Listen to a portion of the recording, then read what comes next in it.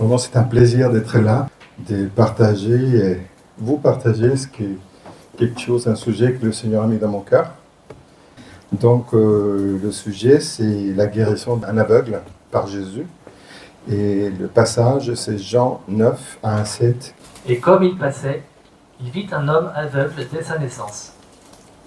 Et ses disciples l'interrogèrent, disant : « Rabbi, qui a péché, celui-ci ou ses parents, pour qu'il soit né aveugle ?»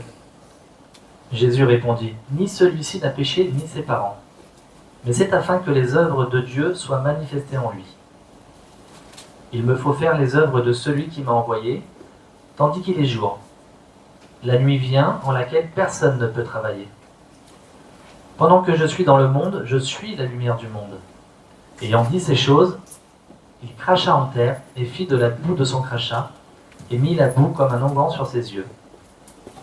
Et lui dit : « Va, et lave-toi au réservoir de Siloé, ce qui est interprété envoyé. » Il s'en alla donc et se lava, et revint voyant. Merci.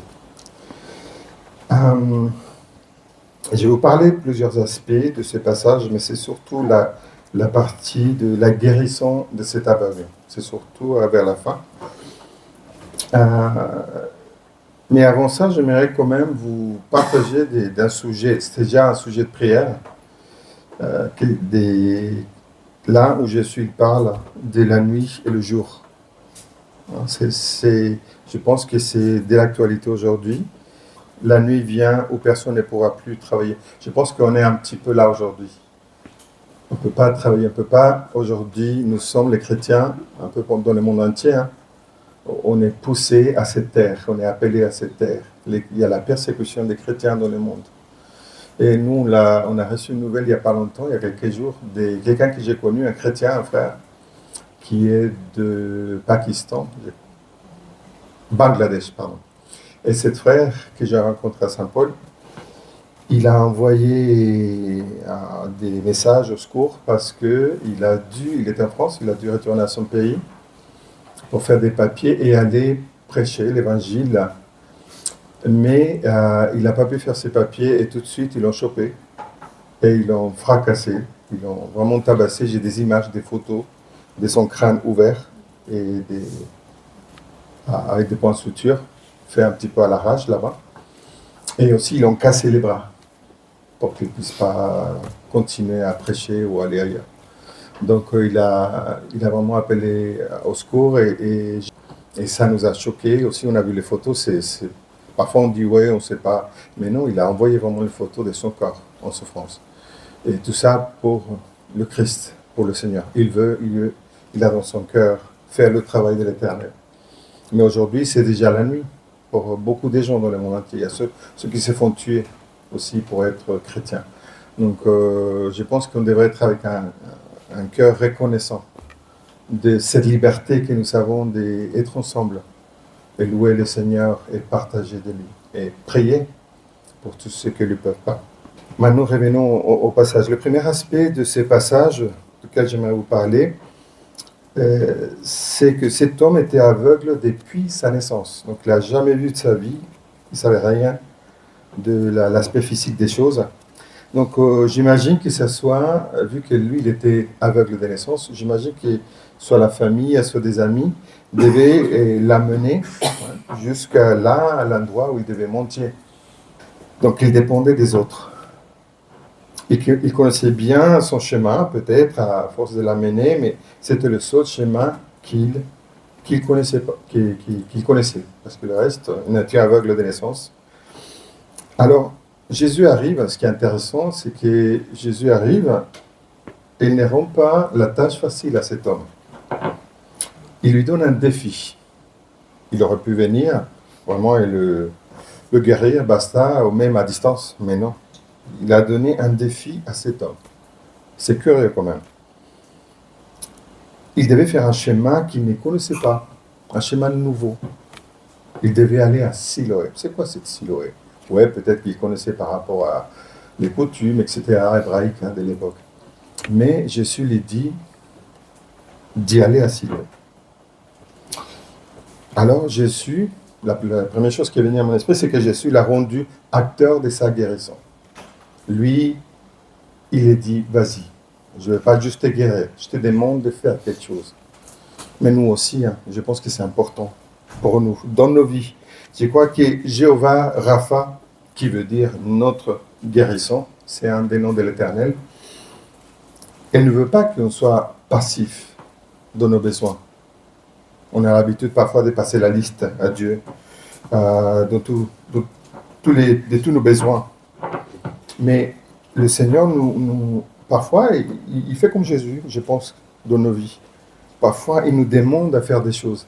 Il nous amène par des lieux qui ne sont pas faciles. Je ne crois pas, en connaissant le Seigneur que je connais, qu'il veut que je sois juste assis, en train d'attendre ma guérison, ma bénédiction, la provision, tout ce que j'ai besoin, quoi, pour qu'il comble mes besoins. Non, des fois, il nous demande. La foi, cette foi avec l'Éternel, c'est une foi active, c'est une foi réelle. Lui faire confiance. Parfois, il faut s'élever. Moi, j'ai quitté le Venezuela. Hein. J'ai quitté mon pays à 21 ans. J'ai parlé anglais un petit peu. Je parlais anglais, grosso modo. Je suis allé aux États-Unis. J'ai dû faire comme lui, j'ai dû faire confiance. J'étais au Venezuela, bien confortable, ma langue, mon pays, ma nourriture. J'étais missionnaire, mais à un moment, Dieu m'a dit, tu vas au Mexique. C'est quoi cette histoire au Mexique? Pourquoi? Je suis bien là, laisse-moi tranquille. Mais non, tu vas au Mexique. Tu vas travailler avec des missionnaires là-bas. Déjà, le Mexique n'est pas les chrétiens, et les non-catholiques. Donc, ils m'ont nié le visa. Tu ne viens pas chez nous avec ta foi, ton Jésus, ton histoire. Donc, non. J'ai dit, Seigneur, je fais quoi? Bon, je ne peux pas aller. Hein. Il a dit, t'inquiète pas, va aux États-Unis maintenant, va à l'ambassade américaine. T'es sûr? Les gringos, c'est pas trop les latinos, ça. T'es sûr, vraiment? Oui, tu y vas. Donc, je suis allé. J'étais sûr qu'ils allaient dire non. Et non, ils m'ont donné une visa de 10 ans. Donc, je suis allé. J'étais obligé un petit peu d'y aller. Et après, Dieu a fait des choses incroyables. J'ai reçu plein de choses. Après, je vais vous parler un petit peu. Dieu veut, tout ça pour dire, Dieu veut que tu sois actif, que tu participes dans le processus de ta guérison. On va parler de la guérison. Et le moyen, c'est l'obéissance. Dieu nous appelle à l'obéir. Je l'obéis et j'y vais. On peut imaginer que c'est pour... C'était pas facile pour lui d'obéir à Jésus. Jésus, il savait bien qu'il était aveugle. Il ne pouvait pas aller à Siloé. Pourquoi pas le guérir sur place? Mais cet homme, peut-être que dans sa vie, on ne connaît pas. J'aimerais bien le rencontrer, cet homme, savoir qu'est-ce qu'il y avait dans sa vie. Peut-être qu'il y avait un problème de confiance. Parce qu'il a dû faire confiance, pas seulement à Jésus, le Seigneur qui le demandait d'y aller, mais il a dû faire confiance aux autres. Imaginez-vous, un aveugle, on vous met au milieu de Jérusalem, et on vous dit, allez, si tu es aveugle, tu ne vois rien, va à un endroit nouveau. Qu'est-ce qu'il faut faire physiquement? Parce que parfois, on lit les passages et ça reste parfois un peu flou, un peu gris, tout ça. Mais il a dû quand même, physiquement, j'imagine qu'il a dû appeler de l'aide. Et en plus, il ne faut pas oublier qu'il avait la boue. Donc, imaginez, vous trouvez quelqu'un qui a la boue dans ses yeux, le look, et il était mendiant. Donc, il n'était peut-être pas trop propre. Il avait laissé son Louis Vuitton à la maison, peut-être. Et non, il n'était pas un. Donc, pas évident de faire confiance aux gens, des inconnus. Voilà, pour aller aussi loin. À cet endroit, j'aime beaucoup ce lieu. C'est un lieu qui a beaucoup, c'est très mystérieux, mais une signification très puissante pour nous. C'est les lieux, je me répète, mais c'est ma façon de partager, je suis désolé, c'est à cause d'avoir des élèves tout le temps. Donc, les Juifs allaient à Siloé pour se laver le visage, les mains et les pieds. Ces 3 éléments sont importants à se rappeler. Donc, Jésus l'a appelé à faire confiance. Lui faire confiance à lui et faire confiance aux autres autour de lui. Tous les gens qu'il allait trouver tous les longs de son chemin. Demander de l'aide pour nous aujourd'hui, demander de l'aide quand tu es dans les besoins, c'est pas facile. C'est pas facile parfois de demander de l'aide. Surtout à des inconnus. Lui, il a dû faire de l'aide, demander de l'aide à des inconnus. Mais c'est pas facile. Mais ça nous rend humbles, je trouve. Demander de l'aide, ça nous rend humbles déjà. Et c'est une bonne chose. Hein, c'est une bonne chose pour un chrétien, n'est-ce pas? Alors la Bible, elle ne dit pas ce qui s'est passé entre le lieu où Jésus a mis la boue et Siloé, les lieux où il a dû aller se laver. On ne sait pas tous les détails, on ne sait pas. Connaissant le genre humain, maintenant si on pense aux gens qu'il a trouvés, est-ce que vous pensez qu'il a trouvé des gens gentils, bien élevés, avec un cœur prêt à aider les autres? Peut-être pas. Peut-être qu'il a été, logiquement, qu'il a été quoi, rejeté, repoussé. Il a dû faire face peut-être à des insultes, parce qu'il avait la bouée, il était tout sale, machin, et il va vers vous pour vous demander de l'aide. Aveugle comme il était, ah non, je suis sûr que c'était pas facile. Hein. Mais avec le Seigneur, nous, aujourd'hui, ça peut être pareil. Et parfois, je crois qu'on a peur de cette réaction des gens, des autres. Que ce soit même à l'église, hein, à l'église ou dans la famille, parce qu'on les connaît bien, ou ailleurs, des inconnus. Parfois, on a peur d'y aller. Parce que c'est prendre un risque. C'est prendre un risque, mais ça vaut la peine. Mais heureusement que cet homme, il est arrivé à Siloé. Peut-être avec des insultes, je ne sais pas, mais il est arrivé et c'est bien. Il a été récompensé pour son obéissance. L'histoire de cet aveugle, il me touche de façon très personnelle. Au début de mon cheminement avec l'Éternel, j'ai rencontré Jésus, qu'il acceptait comme mon sauveur et mon Seigneur. Je commençais à aller à l'église. Et à cette époque, j'étais très jeune dans la foi, mais physiquement aussi.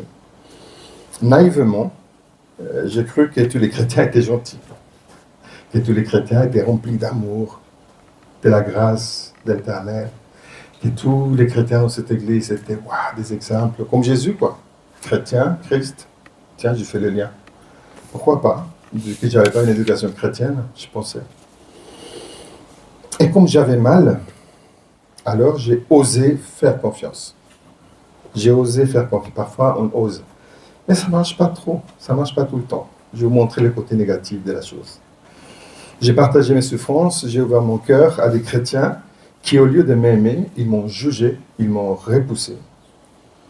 Ils ont rajouté de la douleur, de la colère, de la tristesse, de la souffrance à mon être intérieur qui était déjà très abîmé par la vie. Pour ceux qui ont entendu un petit peu mon témoignage, vous connaissez les détails. Alors j'étais comme ça, j'étais choqué, j'étais bouleversé. Qu'est-ce qui se passe? Il dit ces messages-là, mais il ne le vit pas. Il y a un problème. Je dis, est-ce que c'est réel? Ça peut vous donner, ça peut vous court-circuiter le système de croyance. Et même votre foi en Dieu. Quand un chrétien ne traite pas bien les autres, n'aime pas les autres, et il ne fait pas ce que Jésus lui demande, quand sa vie n'a pas été transformée par la parole, et il ne vit pas la foi comme elle doit être, ça laisse des traces dans la vie des gens. Surtout parce que pas tout le monde est mature à l'église, tout le temps. Alors, là, aujourd'hui, je comprends que grâce au Père Céleste, Abba, à sa grâce et son amour, je ne suis pas parti. Je ne suis pas quitté l'église. J'ai dit, je reste. Je voyais quand même la présence de Dieu. Je savais qu'il était là. Il y avait quelques éléments quand même qui étaient différents des autres. J'ai dit, ça vaut la peine. Il y a quelque chose ici d'être trop fort. Je reste. Je suis resté. Mais quand même, je me suis renfermé. J'étais ouvert comme ça, mon cœur, ma vie, tout. Mais j'ai appris à me renfermer. Et je pense que des fois, il y a des gens qui se renferment, même dans le corps de Christ. Il y a des gens par le traitement des autres. On les traite mal, on les juge, on les repousse, on dit une chose. Ou même parfois, les gens ne réagissent pas de la façon que je crois qu'ils doivent réagir. Parce que je comprends la parole de cette façon, je crois connaître Dieu. Mais parfois, les gens ne réagissent pas. Donc, c'est le système de croyance que la personne fait qu'ils comprennent quelque chose qui n'est pas vrai. Peut-être. On ne sait pas. Il y a beaucoup de questions, tout ça. Et voilà, ça fait des blessures, ça fait des dégâts dans la vie des gens. Le relationnel est très compliqué, les amis. Je pense que vous, et les frères et sœurs, je pense que vous savez ça très bien. L'être humain est très complexe. Donc, dès qu'il y a deux personnes, potentiellement, il y aura un conflit. Et ça a commencé très tôt. À partir de ces moments-là, j'ai commencé à me méfier des chrétiens. Oula, les gens dans le monde, c'est bien parce qu'ils sont transparents. Les méchants sont méchants.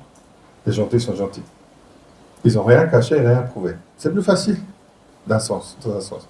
Mais les chrétiens, c'est un peu plus compliqué de les cerner. Donc, je me méfiais, mais je suis resté. Allez, je reste dans cette famille. De toute façon, je venais d'une famille brisée. Donc, c'est quoi la différence? C'est pas grave. Allez, on y va. J'ai senti Dieu et son amour. Je sentais quand même au milieu de tout ça, l'amour de Dieu. C'est un mystère. Hein. C'est un des mystères de l'Éternel. Comment il peut nous aimer dans la douleur, dans la souffrance, il peut nous aimer. Alors, ces moments-là, je ferme mon cœur et pendant 14 ans, j'ai été comme ça. J'étais à l'église, j'y allais, j'ai vivais ma foi comme je pouvais, etc. Mais mon cœur m'appartenait. Mais j'étais renfermé. Personne ne pouvait m'aider physiquement. Jusqu'à ce que j'arrive en France. Ah, on arrive en France. En France, c'est ma terre promise, mon Canaan. Et je vous dis, j'étais béni. Je suis béni. C'est mon Siloé. Voilà, je pourrais dire ça. La France, pour moi, c'est le Siloé, l'endroit où l'Éternel, Rapha, m'a guéri. Il a enlevé ma douleur, la colère, la tristesse. Ici, j'ai trouvé des chrétiens matures. Heureusement, j'ai trouvé beaucoup. Le Seigneur m'a amené dans sa grâce. Je pense qu'il a récompensé mon obéissance. Parce qu'en dépit de ce que les autres chrétiens qui avaient fait des dégâts ont fait dans ma vie, je suis resté. J'ai dit non, il faut rester. Seigneur, aide-moi. J'ai resté avec lui 14 ans, protégé, mais obéissant. Et le Seigneur m'a béni. Je trouve mon trésor, comme dit la parole. L'homme qui a trouvé une femme a trouvé un trésor. Et elle reflète bien, cette femme reflète bien Christ, je vous dis. Elle m'amène à la lumière, à lui. Et je ne parle plus parce que sinon je vais mettre à pleurer, après c'est pas bien. Ouf, j'aime sa femme. Alors, ici j'ai trouvé ces chrétiens matures, remplis de son amour, remplis de sa grâce. En France, j'ai trouvé ça. J'ai trouvé le cœur de Christ, qui est magnifique, qui m'a aidé à gérer tout ça. Évidemment, le ministère de la Relation d'aide m'a beaucoup aidé. Mais là, j'ai trouvé mon silhouette. Aujourd'hui, je cherche à aider ceux qui sont dans le besoin pour les accompagner. On les accompagne avec ma femme dans leur guérison intérieure, mais aussi on les aide surtout à aller vers le Père, vers Jésus, pour avoir aussi les yeux guéris, la vision transformée, le cœur guéri, mais aussi aller vers Abba, Papa, qui c'est le but final, aller vers Dieu, le Père. C'est le secret de tout. Le deuxième aspect que j'aimerais parler, c'est que nous voyons une des façons que Jésus a utilisées pour guérir quelqu'un. Jésus, on connaît bien, je ne vais pas vous faire la liste, mais vous connaissez bien les différentes façons que Jésus a utilisées pour guérir. Donc, dans le verset 9, je réponds un petit peu, c'est parti là. Jésus crache sur le sol et fabrique de la boue avec sa salive. Pas très génétique, pas très hygiénique. J'aime bien ce mot, hygiénique. Pas très hygiénique tout ça. Mais bon, très puissant quand même. Et cet acte est incroyable. Il a utilisé une partie de lui-même, encore. Tout à l'heure, on l'a remercié, on l'a honoré parce qu'il a donné son corps, il a donné son sang, il nous a lavé. Et là, il a utilisé sa salive. Il a donné la vie. Une partie de lui-même. Après, il met, attention le verbe mettre dans ce contexte-là, qui veut dire oindre. Jésus a mis la boue sur les yeux de l'homme. Et ce verbe est très intéressant. Je suis allé chercher un petit peu l'hébreu et le grec. Et que ce soit dans l'hébreu et le grec, je ne vais pas tout vous raconter, c'est un peu compliqué, mais tous les deux veulent dire oindre. Chaque verbe a plusieurs significations. Mais tous les deux, que ce soit le grec ou l'hébreu, dans ce contexte-là, veut dire oindre, fait de l'onction. Très puissant. Jésus a oint Donc Jésus a mis, on peut le traduire par la Bible de Shua qui dit il a oint les yeux de cet homme. Et Jésus lui dit d'aller, d'après avoir fait ça, pris la salive, son ADN, il a pris la terre, il lui dit d'aller se laver ou recevoir des Siloé qui signifie envoyer. Je répète, c'est important. Il obéit, il va à Siloé. Et c'est l'endroit où les Juifs utilisent pour sa purification. Et il est guéri et revient voyant. Ici, Jésus a mis une partie de lui-même et de la terre. On dirait la terre est sale. Ils ont dit la terre c'est sale. On lave les mains des enfants et qu'ils touchent le sol. Là, la terre est dehors, ouais, c'est sale, il ne faut pas. Oui et non. Il a utilisé de la terre pour, dans notre système de croyance, la saleté et la salive. Attends, ni l'un ni l'autre, on pratique aujourd'hui. Quand on a une blessure, on ne peut pas cracher par terre, faire la boue et mettre un cataplasme. Peut-être que ça pourrait marcher. On ne sait pas, on peut essayer. Alors, Jésus qui l'a demandé à se sanctifier. Il a envoyé à se purifier. Se laver, purifier. Mais pour aujourd'hui, pour nous, c'est quoi? Ça nous parle de la sanctification. Pour être guéri. Le mot terre en hébreu, c'est eretz. Et la traduction pictographique de ce mot en hébreu, c'est l'homme était supposé de comprendre qu'il a été placé dans ce monde pour découvrir son insuffisance. Et pour qu'il cherche avec tout son cœur et toutes ses forces à combler cette insuffisance dans le Messie. Et le Messie, nous on le connaît, Jésus, c'est le Messie. Donc c'est ça le mot terre. Même ça, la terre, elle parle du besoin de Jésus dans nos vies. La terre, c'est en hébreu, les amis, les frères et sœurs et la famille, il y a des secrets dans l'hébreu. Il faut aller chercher, je vous invite. C'est magnifique. Donc, verset 11. Il dit, Jésus a fait la boue, il a mis cette boue sur mes yeux, il m'a dit, allez, Siloé, me laver. Et là, je vois. Avant que la guérison de cet homme puisse prendre place, dans ce passage, il y a quelques éléments à comprendre. Et vraiment à prendre en compte. Numéro 1, c'est la salive. Numéro 1, c'est la salive. Jésus a utilisé plusieurs fois la salive pour guérir des gens, comme Marc 7, 33 et Marc 8, 23. Vous pouvez aller voir. Il y a un de ces deux-là, je pense que Jésus a mis ses doigts dans les oreilles de l'homme. Et il a pris la salive et il l'a mis dans sa bouche. Les mystères du Seigneur. Alors, la salive. À l'époque, dans le monde gréco-romain juif, la salive, surtout celle d'une personne considérée comme saine ou spéciale, avec l'autorité, était vue comme ayant des propriétés médicinales. Dans le contexte biblique, c'est plus que des croyances culturelles, mais l'autorité et la puissance divine de Jésus. L'ADN de Jésus, la puissance de l'Éternel.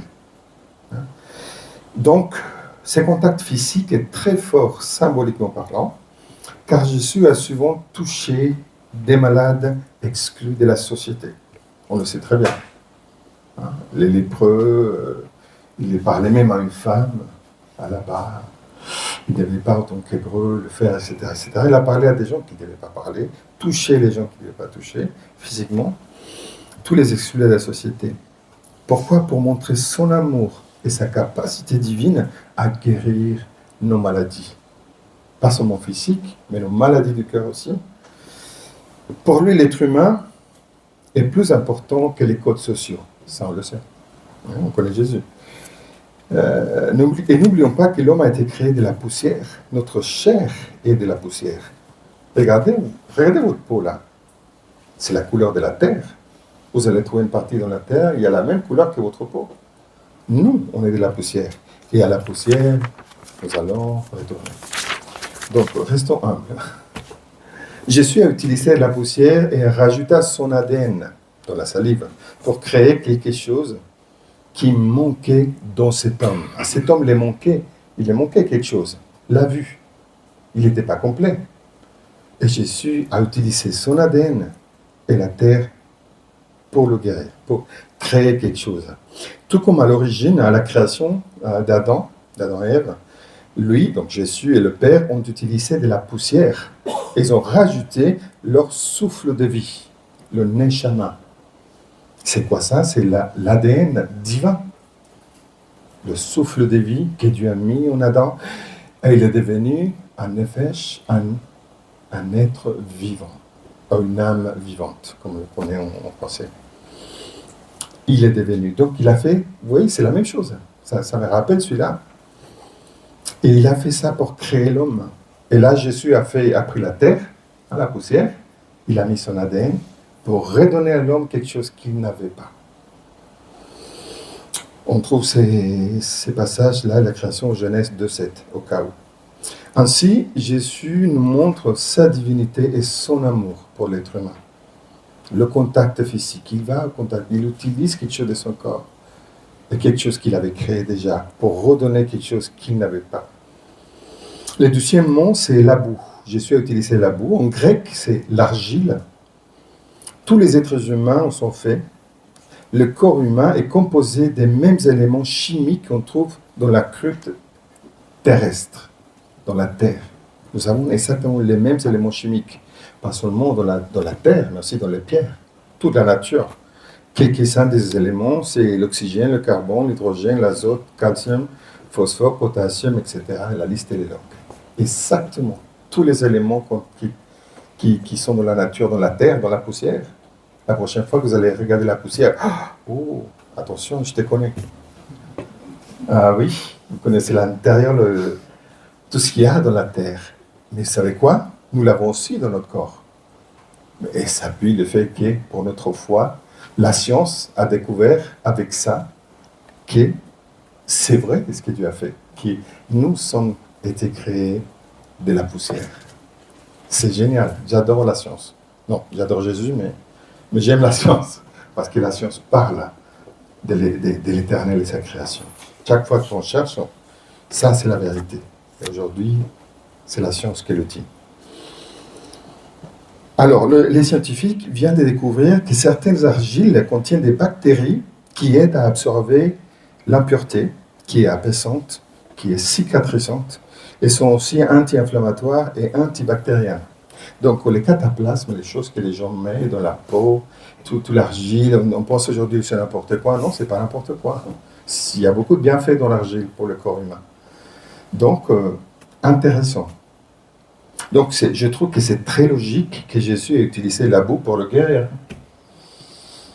C'est très logique. Si on analyse bien la logique des choses, Dieu est très logique.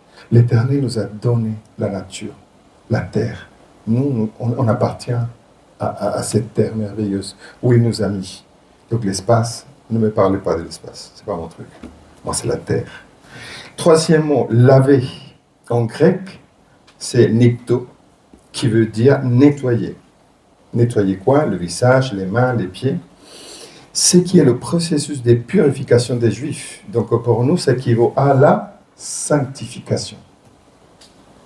Donc il n'y a pas que lui, c'était son histoire à lui. Non, aujourd'hui, on doit aller à Siloé pour se laver, pour être transformé. On doit aller. Quatrièmement, j'accélère un peu, il est allé. Le mot aller, asperchomai. Donc laisser les choses du monde derrière, les souffrances aussi, le mal, pour suivre Jésus dans l'obéissance. Moi, dans ma vie, tout ça, c'est devenu une réalité. C'est pour ça que ça m'a touché énormément, parce que j'ai dû laisser toutes les souffrances, toute la haine, toute la colère que j'avais contre ma famille, mon passé, tout ça. Je le laissais pour suivre l'Éternel. C'est merveilleux, c'est réel. Donc, mais il faut y aller. Lui, il est allé à Siloé. Je pense que nous, dans notre vie, Seigneur, c'est bien se poser la question. Seigneur, aide-moi Siloé à moi. Posez la question. Seigneur, parle-moi. Il y a ça, ça et ça. J'aimerais trouver mon Siloé. Et si vous ne le trouvez pas, vous m'appelez. On peut discuter un petit peu. Ou ma femme aussi. On peut vous aider à trouver votre Siloé. Le cinquième, et le dernier pour cette partie-là, c'est « il a vu ». Il a vu clairement. C'est le mot « blepo », qui veut dire comprendre, discerner, découvrir et diriger. découvrir, diriger, discerner quoi? Nos pensées. Diriger tous nos pensées vers lui, vers Jésus. Quand je vois voir clairement, je peux aussi voir, le Seigneur nous révèle qui nous sommes dans sa parole. Le Seigneur nous révèle à travers d'autres outils et d'autres gens mon état émotionnel. Où je suis. Quelles sont mes blessures? Quelles sont mes questions? De quoi j'ai besoin? Quels sont mes besoins? Quel est mon état aujourd'hui émotionnel? Est-ce que je suis ce chrétien qui montre Jésus? Est-ce que je suis un chrétien qui est élevé, transformé et qui est tellement transparent que Jésus est vu de ma vie? Est-ce que je aime mon prochain? Est-ce que je sers? Je montre le royaume de Dieu? Ou je suis un peu jeune dans la foi, disons, expérimenté, qui a besoin encore? Donc c'est important quand je vois, c'est voir la parole, voir l'Éternel, voir qui je suis, pour savoir où je vais. C'est très important. Nos systèmes de croyances, comme le dit Romains 12:2, je crois, doit être renouvelé parfois. Si j'ai un système de croyances qui me fait me relationner de façon malsaine avec les autres, ok, le royaume de Dieu n'est pas encore construit en moi, il y a quelque chose ici, hein, parce que je me comporte, c'est ma façon de voir le monde, et mon système de croyance va diriger la façon où je vis. Donc, là où je dirige ma vue, ça va m'aider. Si je le dirige vers lui, vers sa parole, sa lumière va mettre en évidence mes ténèbres et va m'aider à rester en lui. Donc, c'est important. Pour résumer, nous avons besoin de Jésus. Sa révélation en tant que sauveur, sa seigneurie en tant que Dieu, sans oublier la puissance pour nous guérir. Nous avons besoin des autres, pardonner, bénir et aimer, pour montrer, c'est aux autres, aux hommes, des autres êtres humains que je vais montrer le royaume de Dieu par ma vie, par la façon de vivre, la façon de me relationner avec les autres. Donc, mais aussi, parfois, on a besoin, techniquement, physiquement, de l'aide physique. Si je dois monter en armoire, appeler quelqu'un, attendre la pelouse, il y a beaucoup de kilomètres carrés de pelouse qui parfois couper. Je ne sais pas, de façon technique. Parfois, nous avons besoin des uns des autres. Rappelle-toi que tu es un membre du corps de Christ, un membre nécessaire. Donc, nous prions que le Seigneur nous aide à montrer, Seigneur, c'est quoi, qu'est-ce que je dois faire? C'est quoi mon travail? Tu m'appelles à quoi dans le corps de Christ? Qu'est-ce que je peux faire, Seigneur, pour bénir mes frères et sœurs, pour les aimer, pour les bénir? C'est important, je pense. Nous avons besoin des purifications de nos péchés, hein, comme les Juifs, les mains, les pieds et les visages. Et pourquoi les mains? Pourquoi les mains? Les mains, c'est ce que je fais, mes actions. Avec mes mains, je fais des choses. Ça représente mes actions, tout ce que je fais dans ma vie. Bon, la main, c'est symbolique. Hein. Parfois, je fais des choses avec ma tête, évidemment. Oh, vous êtes intelligent, vous avez compris. Mais tout ce que je fais de façon générale doit être lavé, doit être transformé, doit parler du corps de Christ. Les pieds. Pourquoi les pieds? Où je vais? Les pieds m'aident à aller dans un endroit. Déjà, aller en obéissance à l'Éternel, aller à l'endroit où je vais être guéri. Mais aussi les endroits où j'y vais. Plus j'y vais à des endroits où je ne dois pas y aller, plus les ténèbres vont s'établir dans ma vie. Où j'y vais doit aussi refléter le royaume de Dieu. Mon cheminement quotidien, tous les jours, ma façon de vivre aussi la vie, doit montrer le royaume de Dieu. Est-ce que je le montre? Est-ce que vraiment je montre ça dans mon quotidien? Et sinon, on le lave à Siloé. Et après, il y a le visage. Pourquoi le visage? Bon, on se lave le visage parce que c'est bien, le matin, c'est ça, on se lave. Mais le visage représente quoi? Ce que je vois, c'est que mes yeux. Lui, c'est les yeux qui a été guéri, il a besoin d'être guéri. Mais ce que je vois, il y a des gens qui disent, même s'il n'y a pas ces versets dans la Bible, mais il y a un qui ressemble, que les yeux sont la fenêtre de l'âme. Et en réalité, c'est ça. De quoi j'ai rempli mon être intérieur?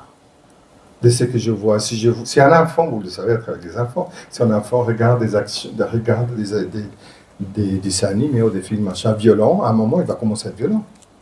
Si c'est un truc triste, tu regardes des films tristes, des machins, la tristesse, tu vas commencer à pleurer à un moment. On s'est rempli de ce qu'on regarde. C'est pour ça qu'il est très important de protéger sa vue. Regarde, fais attention à ce que tu regardes, et spécialement aux enfants, on les protège. Attention, faites très attention parce que je me remplis. Si vous remplissez la parole, vous lisez des livres qui vous aident, vous allez grandir en connaissance, qui va vous aider dans vos quotidiens, qui vont transformer des bons livres, quand même. Il y a beaucoup de bons livres inspirés par Dieu, de bons livres chrétiens qui aident les autres à comprendre ce qui se passe dans la vie. Je pourrais vous donner des noms des livres superbes si vous voulez savoir. Donc, ce que je vois, c'est important, ma vue, ce que je regarde, très important. Et ça, c'est un sujet intéressant pour une autre fois. C'est ça, la vue, l'importance de la vue, ce que je vois, ce que je regarde, très important. De quoi je me remplis va déterminer ce que je donne plus tard. C'est simple, on n'est pas compliqué. Je me remplis de lumière, je me remplis d'amour, je me remplis de la parole. Je veux produire d'une façon ou d'une autre le royaume de Dieu. Si je le lis juste comme un livre, mais je ne l'applique pas, non, ça va rester juste un livre de vos conseils. Ok? Très important. Finalement, nous verrons clairement ce que nous devons faire pour y avancer. Une fois que je prends en compte tout ça, je veux voir clairement vers où Jésus m'envoie, vers où l'Éternel, le Père, m'envoie. Il m'envoie. Je veux voir sa volonté. Je veux savoir ma prochaine étape. Je veux voir ma saison prochaine. Qu'est-ce que Dieu veut que je fasse dans ma vie avec les autres autour de moi? Les lieux, c'est important. Ça va être clairement. Ça va être très clair. Béni sois-tu, Éternel, notre Dieu, Roi de l'univers, de nous avoir bénis avec Yeshua, le Mashiach, Jésus-Christ, notre Messie. Merci parce qu'il est ton Fils. Il nous a sauvés, il nous a guéris. Il nous transforme quotidiennement. Merci pour qu'il utilise ta parole. Ta parole est une bénédiction, Père. Et c'est le livre qui nous amène à toi, qui nous révèle qui tu es, Papa. Merci pour ta parole qui est vivante, qui est toi. Merci pour l'aide du Saint-Esprit que Jésus a laissé en partant. Je vous laisserai quelqu'un qui va, un consolateur, quelqu'un qui va vous aider, le Saint-Esprit, qui nous aide quotidiennement, qui nous révèle, qui nous guide. Aide-nous à rester avec un cœur obéissant à toi, Seigneur. Aide-nous à avoir notre vue fixée en toi. Aide-nous à te demander humblement comment je dois me relationner avec les autres. Qu'est-ce que je dois faire, Seigneur? Où je dois y aller? En dépit de circonstances, en dépit de tout ce que je vais trouver dans mon cheminement. Donne-moi la force, Seigneur, et le courage d'y aller et t'obéir. Et aide-nous à aimer, aide-nous à nous aimer les uns les autres. Au nom de Jésus, nous te louons, Père. Amen. Amen.